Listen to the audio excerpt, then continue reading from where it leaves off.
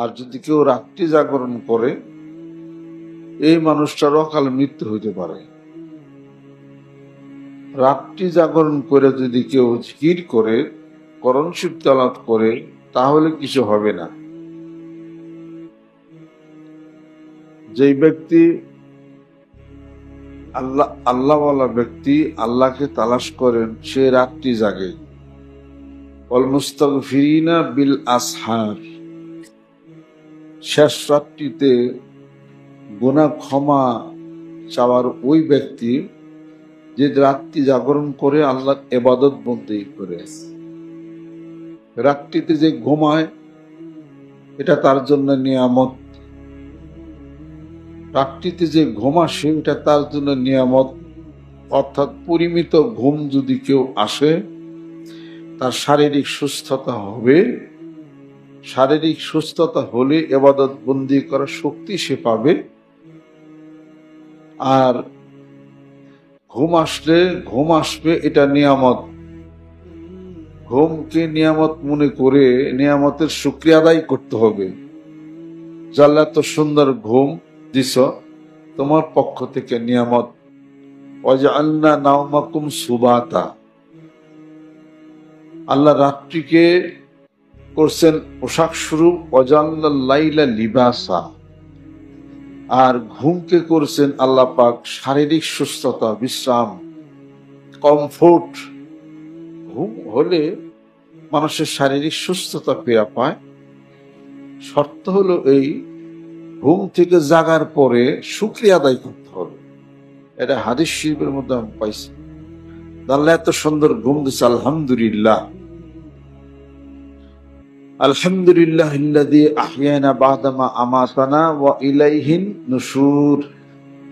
এই যে শুকরিয়া আদায় করলেন, আল্লাহুম্মা বিইসমিকা আমুতু ওয়া আহইয়া, আল্লাহর নামে ঘুম আসলেন, মৃত হয়ে গেলেন, উঠলেন, শুকরিয়া আদায় করলেন, আলহামদুলিল্লাহ, শুকরিয়া আদায় করলেন।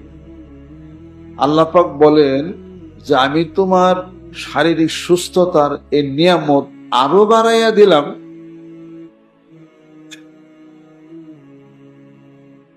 লাইন শাকারতুম লাযীদান্নাকুম ওয়া লাইন কাফারতুম ইন্না আযাবি লাশাদীদ।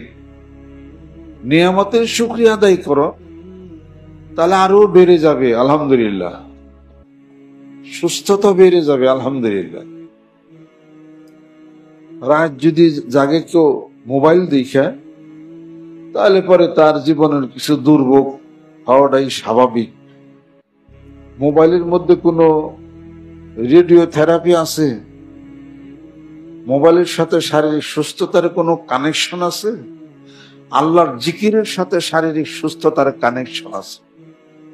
সুবহানাল্লাহ বলবে, যে জিকির করবে, যে লা ইলাহা ইল্লাল্লাহ বলবে, এটা একটা আলো লাইটিং হবে তার দেহের মধ্যে, তার সেলগুলির মধ্যে। অথবা কোরআন শরীফ তেলাওয়াত করবে, আপনি ফজর পর্যন্ত পড়েন, শারীরিক কোনো অসুস্থ আপনি হবেন না।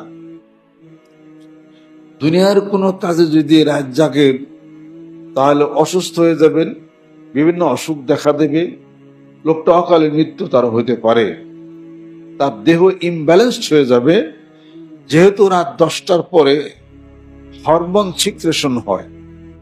এই যে হরমোনের বৃদ্ধি কম বেশি, এটাকে বলা হয় হাইপোথাইরয়েডিজম এবং হাইপারথাইরয়েডিজম। মানে ওই হরমোন কম বেশি, T3 T4 এসব উল্টাপাল্টা হয়ে যাবে। হরমোন বেশ কমের কারণের জন্য প্রেশার বেড়ে যাবে, ডায়াবেটিস বেড়ে যাবে, উল্টাপাল্টা হয়ে যাবে, দেহটা ডিসঅর্ডার হয়ে যাবে। কিন্তু আল্লাহর জিকির এবং কোরআন শরীফ নামাজ যখন পড়ে, তখন তার সেলগুলি শক্তি পায়, আলো পায়, লাইটিং হয়, থেরাপি হয়, রেডিও থেরাপি হয়। সুবহানাল্লাহ। এই লোকটা অসুস্থ হবে না।